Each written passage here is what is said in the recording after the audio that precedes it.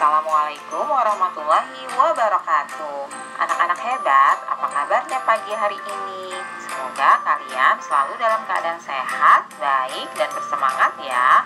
Jangan lupa untuk senantiasa bersyukur atas nikmat yang telah diberikan oleh Allah kepada kita semua pada pagi hari ini. Nah, anak-anak, pada kesempatan kali ini Bu Guru akan memberikan materi pelajaran untuk kelas 3 SD. Kita belajar di tema 1, subtema 2, pembelajaran yang ketiga. Kita langsung saja ya ke materinya. Masih ingatkah kamu dengan gerakan kuat dan lemah tangan pada gerakan tari yang sudah dipelajari pada pertemuan sebelumnya? Jadi pada pertemuan kedua, pembelajaran yang kedua, kita sudah belajar gerakan tari tepuk tangan ya. Jadi nanti adik-adik bisa dilihat di pembelajaran 2 tentang gerakan tari tepuk tangan. Cobalah mempraktekkan gerakan tersebut sambil bernyanyi lagu tepuk tangan. Nah, nanti adik-adik bisa cari di YouTube tentang lagu tepuk tangan dan bagaimana gerakannya ya. Kalian bisa pelajari nanti ya. Jadi kalian play dulu di pembelajaran 2-nya Kak Citra, lalu kalian gabungkan dengan lagu tepuk tangan. Ya, lagunya ini. Tangan kanan, tangan kiri mempunyai jari. Jadi ketika liriknya itu tangan kanan, kita angkat tangan kanan kita. Lalu ketika liriknya berkata tangan kiri, kita angkat tangan kiri kita. Mempunyai jari berarti kita turunkan kedua tangan kita sambil jari kita digerakkan seperti menirukan air hujan yang turun. Lalu ketika liriknya direntangkan, maka tangan kita rentangkan. Ketika dibengkokkan, maka tangan kita bengkokkan seperti huruf U. Putar pergelangan. Nah, berarti kita putar pergelangan kita nih ya. Acung depan, dilentikan. Nah ya, acung depan, dilentikan. Ayo tepuk tangan. Itu yang gerakan terakhirnya. Jadi diingat-ingat, awalnya tangan kanan, tangan kiri, mempunyai jari, ini gerakannya, direntangkan, dibengkokkan, putar pergelangan, acung depan, dilentikan, lalu yang terakhir ayo tepuk tangan.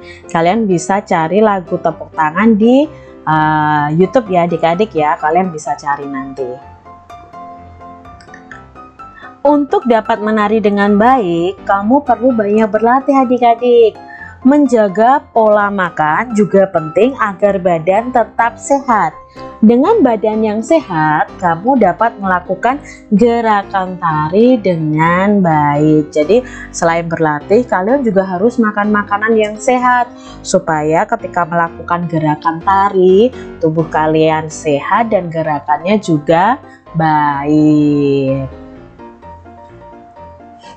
Makanan penting untuk kesehatan. Makanan sangat berpengaruh terhadap pertumbuhan dan perkembangan manusia. Makanan yang penting untuk pertumbuhan dan perkembangan adalah makanan yang menyehatkan dan bergizi. Berikut makanan yang menyehatkan dan bergizi. Nah, Kak Cira punya gambar makanan yang menyehatkan dan bergizi. Nah, di sini ada 5 kelompok makanan dan minuman yang bermanfaat bagi pertumbuhan dan perkembangan kita. Yang pertama, kelompok pertama nih adik-adik ya. Ini ada nasi, ada ketela, ada sagu, ada jagung. Nah, ini termasuk namanya adalah makanan pokok ya, yang harus kita konsumsi setiap hari. Contohnya nasi, kentang, jagung, roti, ubi, sagu. Itu adalah makanan pokok. Nah, nanti makanan pokok itu mengandung karbohidrat. Kalian akan belajar selanjutnya nanti. Yang kelompok yang makanan yang kedua yang bergizi bagi kita adalah lauk pauk. Jadi ketika makan harus ada makanan pokoknya, lalu ada lauk pauknya. Nah, lauk pauknya itu contohnya daging, ikan, tahu, tempe, telur, cumi, udang, dan lain sebagainya. Apakah hanya cukup makanan pokok dan lauk pauk saja? Tidak adik-adik, kalian harus menambahkannya dengan sayur-sayuran. Nah, misalnya kangkung, bayam, wortel, dan buncis. Atau yang lain sebagainya ya, ada sawi. Nah, adik-adik yang tidak doyan makan sayur nih, berarti kalian kurang gizinya nanti. Jadi usahakan untuk kalian belajar suka makan sayur. Nah, di sini sudah ada 3 makanan nih, makanan pokok, ada lauk pauknya, ada sayur-sayurannya. Apakah itu cukup bergizi, Kak Citra? Nah, akan lebih bergizi lagi jika ditambahkan buah-buahan. Nah, buah-buahan ini misalnya jeruk, apel, anggur, pisang, jambu, ya, ada semangka, melon, dan sebagainya. Ini sudah merupakan menu sehat. Lebih baik lagi kalau kita tambahkan dengan yang terakhir adalah susu. Jadi ada susu sapi atau susu kambing. Jadi ini disebut makanan 4 sehat 5 sempurna. 4 sehatnya apa? Makanan pokok, lauk pauk, sayur-sayuran, dan buah-buahan. 5 sempurnanya ditambah dengan minum susu. Ini adalah makanan yang sehat dan bergizi. Lalu Kak, kalau salah satunya nggak ada, aku kan nggak suka sayur-sayuran. Itu tentunya juga tidak baik untuk tubuh kita, adik-adik. Nah, di sini makan makanan tersebut mengandung gizi ya. Gizinya apa saja Kak Citra? Ada karbohidrat, ada protein, ada lemak, ada vitamin, ada mineral, ada air. Nah, di sini ya, ingat ya, ada makanan pokok, ada lauk pauk, ada sayur-sayuran, buah-buahan, yang terakhir adalah susu. Nah, makanan-makanan ini mengandung gizi. Ada karbohidrat, ada protein, ada lemak, ada vitamin, ada mineral, ada airnya juga. Makanan yang mengandung karbohidrat nih Kak Citra, contohkan ya makanan yang mengandung karbohidrat ini nih adik-adik. Jadi karbohidrat itu terdapat pada makanan pokok nih, seperti nasi, roti, sagu, mie, itu juga mengandung karbohidrat. Tapi kalau keseringan mie itu juga tidak baik adik-adik. Kentang, ubi, nah ini mengandung karbohidrat. Lalu ada makanan yang mengandung protein. Nah, banyak sekali ya makanan yang mengandung protein. Jadi protein sendiri terdiri ada 2 jenis, yaitu protein hewani dan protein nabati. Nah, di sini banyak sekali ya makanan yang mengandung protein, ada daging, ada putih telur, brokoli, ikan, susu, ayam, ikan teri, kacang-kacangan, tempe, tahu. Banyak sekali adik-adik ya, bayam, susu, kedelai, minyak ikan. Nah, di sini untuk protein sendiri itu dibagi menjadi 2, yaitu protein hewani dan protein nabati. Bedanya apa, Kak? Nah, protein hewani adalah protein yang berasal dari hewan. Jadi, misalnya ikan. Nah, ikan itu mengandung protein. Daging, susu. Susu itu kan dari sapi atau dari kambing. Keju itu juga berasal dari susu loh adik-adik, yang diolah menjadi keju. Lalu telur dari ayam, nah itu termasuk protein hewani. Nah, sedangkan protein nabati adalah protein yang berasal dari tumbuh-tumbuhan. Contohnya ada brokoli ya adik-adik, itu kan dari tumbuhan. Ada tempe itu dari kedelai, tahu juga dari kedelai. Lalu ada bayam ya, di sini ya, kenari, kacang-kacangan, itu mengandung protein nabati. Dan 2 protein ini sangat penting bagi kita semua. Makanan yang mengandung vitamin. Nah, vitamin banyak terdapat pada sayur-sayuran dan buah-buahan. Macam-macam vitamin itu ada vitamin A, B, C, D, E, dan K. Nah, kita lihat dulu ini makanan yang mengandung vitamin A. Bagus untuk kesehatan mata adik-adik ya. Kesehatan mata kita sangat bagus jika kita memakan makanan yang mengandung vitamin A seperti wortel, tomat, mangga, apel, pepaya, susu, ya, hati, ayam, pisang, dan sebagainya. Lalu ada yang mengandung vitamin B. Nah, vitamin B itu ada B1 sampai B12. Ini contoh-contoh makanan yang mengandung vitamin B ya, ada brokoli, ada jamur, ada alpukat. Ya, banyak sekali nih adik-adik yang mengandung vitamin B. Ada udang, ada ayam, ada daging ya. Lalu ada yang mengandung vitamin C. Nah, ini bagus untuk kesehatan mulut kita ya. Ini ada jambu. Karena apa? Vitamin C ini mencegah penyakit sariawan adik-adik ya. Bagus pokoknya vitamin C ini. Untuk daya tahan tubuh juga bagus. Nah, ada jambu, ada mangga, pepaya, brokoli, kiwi, jeruk, tomat, stroberi, paprika. Nah, ini mengandung vitamin C ya. Lalu buah-buahan dan makanan yang mengandung vitamin D. Nah, ini ada udang, ada tuna, makarel, kuning terul ya. Ini termasuk dalam hewan ya, yang mengandung vitamin D. Kalau untuk sayurannya jamur ya. Nah, ini mengandung vitamin D. Sereal ya, kalau ikan salmon. Lalu ada satu lagi adik-adik yang sangat-sangat gampang kita peroleh vitamin D, yaitu sinar matahari pagi. Nah, di antara jam 7 sampai jam 9 adik-adik bisa berjemur. Nah, itu sinar mataharinya mengandung vitamin D yang sangat bagus untuk pertumbuhan tulang kita. Lalu ada vitamin E. Nah, vitamin ini biasanya kebanyakan dari kacang-kacangan ya. Udang juga mengandung vitamin E juga adik-adik. Lalu ada alpukat, ada brokoli, ada tahu ya, ada minyak. Nah, ini mengandung vitamin E. Lalu ada yang mengandung vitamin K. Ini contohnya ya adik-adik ya, ada kacang mete, lalu ada kenari ya, di situ ada kurma dan sebagainya, kacang kedelai juga itu juga mengandung vitamin K. Makanan yang mengandung mineral. Nah, mineral banyak terdapat pada ikan, sayur, dan susu nih. Contoh-contoh makanan yang mengandung mineral ya, ada ikan, ada susu. Ternyata satu buah makanan saja mengandung berbagai macam gizi ya. Contohnya alpukat tadi mengandung vitamin juga, mengandung mineral juga, sebenarnya juga mengandung lemak juga. Nah, ternyata satu makanan itu banyak sekali gizinya adik-adik. Jagalah makanan yang kita makan agar selalu bersih dan menyehatkan. Makanan yang bersih, menyehatkan, dan bergizi akan membantu pertumbuhan dan perkembangan manusia dengan baik. Jadi kalau kalian makan makanan yang bersih, yang menyehatkan dan bergizi, otomatis pertumbuhan kalian juga baik. Berbeda kalau kita makan makanan yang tidak bergizi. Itu malah akan mengganggu pertumbuhan dan perkembangan kita.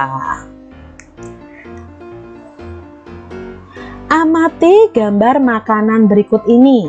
Beri tanda centang pada makanan yang sebaiknya dimakan setiap hari. Beri tanda silang pada makanan yang sebaiknya dimakan sesekali saja atau bahkan dihindari. Nah, tuliskan pula alasannya pada tempat yang tersedia atau kalian sebutkan alasannya. Nah, di sini ada gambar yang pertama adalah buah-buahan. Nah, buah-buahan ini apakah sebaiknya kita konsumsi setiap hari atau malah kita hindari atau sesekali saja? Ya, kita konsumsi setiap hari. Berarti kita centang nih adik-adik. Alasannya apa?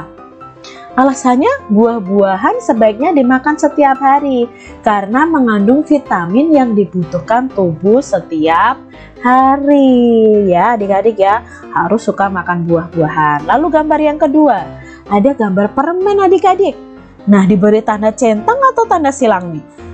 Dimakan setiap hari atau hanya sesekali atau bahkan dihindari saja? Nah, ini seharusnya kita beri tanda silang. Kita sesekali saja boleh untuk memakan permen, tapi tidak setiap hari. Mengapa Kak Citra? Nah, permen itu sebaiknya sesekali disantap atau dimakan ya, karena kandungan gula yang tinggi. Nah, dalam permen itu kan manis ya adik-adik ya. Di situ ada kandungan gula yang tinggi itu tidak baik untuk kesehatan jika dimakan setiap hari. Nah, jika kalian makan permen ini, kalian lupa sikat gigi, itu juga akan bisa mengganggu pertumbuhan gigi kalian adik-adik. Nah, masih sama nih adik-adik ya. Ada gambar berikutnya. Wah, gambar apa nih adik-adik? Ya, gambar es krim ya. Oh, kalau aku Kak Citra itu aku makan setiap hari enaknya. Nah, adik-adik, lebih tepatnya untuk es krim itu kita beri tanda silang, karena kita sebaiknya itu makannya sesekali saja, tidak tiap hari. Mengapa Kak? Karena es krim itu juga mengandung gula yang tinggi seperti permen tadi. Jadi tidak baik untuk kesehatan jika disantap setiap hari. Ini setiap hari ya. Lalu ada coklat. Wah, itu aku makan setiap hari Kak, kan enak. Nah, adik-adik harus tahu nih, coklat ini sebaiknya kita makan sesekali saja. Jadi kita beri tanda silang, karena ada kandungan gula juga seperti es krim dan permen tadi yang tidak baik untuk kesehatan jika dimakan setiap hari. Sesekali boleh adik-adik ya, tapi tidak setiap hari langsung kalian makan coklat, makan permen, makan es krim ya, karena kandungan gulanya itu tidak baik untuk kesehatan. Nah, untuk gambar berikutnya adik-adik ada gambar susu. Apakah susu ini harus kita konsumsi setiap hari atau sesekali saja? Ya, sebaiknya kita konsumsi setiap hari, makanya kita beri tanda centang adik-adik. Susu sebaiknya diminum setiap hari karena mengandung vitamin dan protein yang dibutuhkan tubuh setiap hari. Nah, Kak Citra tuh biasanya pagi sebelum berangkat kerja Kak Citra minum susu, lalu malam sebelum tidur Kak Citra juga minum susu. Nah, karena susu ini lebih bagus mengandung vitamin dan protein bagi tubuh kita. Nah, lalu ada gambar ini, gambar daging ayam, tempe, tahu, daging, ikan, telur. Apakah kita bisa mengkonsumsinya setiap hari? Ya, kita bisa konsumsi ini setiap hari adik-adik. Karena apa? Lauk dan daging sebaiknya dimakan setiap hari karena mengandung protein yang dibutuhkan tubuh setiap hari. Nah, sekarang kalian jadi tahu kan mana yang harus kalian konsumsi setiap hari, mana yang sesekali saja kalian makan. Buah-buahan dapat kita temui dengan mudah di pasar atau penjual buah di sekitar kita. Banyak petani melakukan perkembangbiakan buatan untuk buah-buah. Hal tersebut dilakukan agar dapat menghasilkan buah yang banyak dalam waktu yang singkat. Jadi para petani itu melakukan perkembangbiakan buatan untuk tumbuhan supaya cepat berbuah adik-adik. Melalui kegiatan perkembangbiakan buatan, petani bisa menghasilkan ribuan buah dalam masa panen. Melalui kegiatan pencangkokan, sebuah perkebunan dapat menghasilkan 3.400 buah dalam sekali panen. Jadi nanti kalian untuk kelas 5 akan belajar tentang mencangkok. Nah, itu mencangkok tumbuhan itu untuk mempercepat pertumbuhan dari suatu tumbuhan supaya cepat berbuah adik-adik. Nah, di sini sebuah perkebunan jeruk dapat menghasilkan 3.400 buah dalam sekali panen. Bayangkan jika suatu perkebunan dapat menghasilkan 3.400 buah dalam satu kali panen, berapa jumlah buah yang akan dihasilkan dalam 2 kali panen? Berarti kalau satu kali panen 3.400, maka 2 kali panen jadinya 3.400 ditambah 3.400. Lah, untuk mencari jumlahnya kita bisa dengan penjumlahan bersusun. Nah, yuk kita jumlahkan.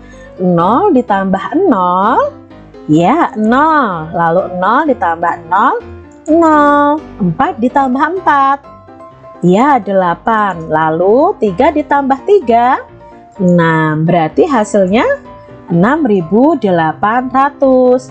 Jadi jumlahnya tadi 6.800. Soal berikutnya, pada musim panen dihasilkan 2 keranjang buah jambu. Keranjang pertama berisi 1750 buah jambu. Keranjang kedua berisi 1850 buah jambu. Berapa jumlah buah jambu dalam dua keranjang tersebut? Maka kita jumlahkan adik-adik, 1750 ditambah 1850. Nah, kita buat bersusun. 0 ditambah 0, ya 0. 5 ditambah 5, 10. Apakah kita langsung tulis 10? Tidak, kita tulis angka akhirnya yaitu 0. Menyimpan 1, kita tuliskan di atasnya sini adik-adik ya. Di angka depannya letakkan di atasnya. 1 tambah 7, 8. 8 tambah 8, 16. Apakah kita langsung tulis 16? Tidak, kita tulis 6 lalu menyimpan 1. Nah, menyimpan 1 di depannya. 1 tambah 1, 2. 2 tambah 1, 3. Berarti jumlah buah jambu dalam dua keranjang tersebut ada 3.600.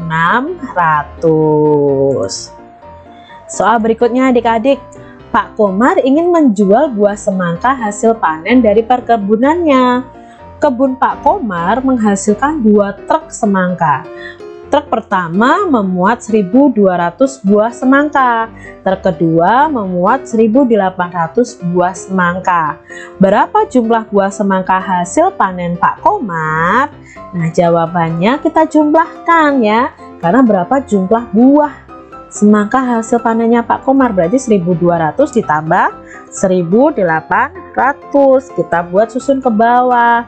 0 ditambah 0, 0. 0 ditambah 0, 0. 2 ditambah 8. Ya, 2 ditambah 8, 10. Apakah kita tulis 10? Tidak, kita tulis 0, lalu kita menyimpan 1 di depannya. Kita taruh di atasnya sini. 1 tambah 1 tambah 1. Ya, 3. Berarti jawabnya jumlah buah semangka hasil panen Pak Komar ada 3.000. Mudah sekali adik-adik ya untuk pembelajaran kita di tema 1 subtema 2 pembelajaran yang ketiga.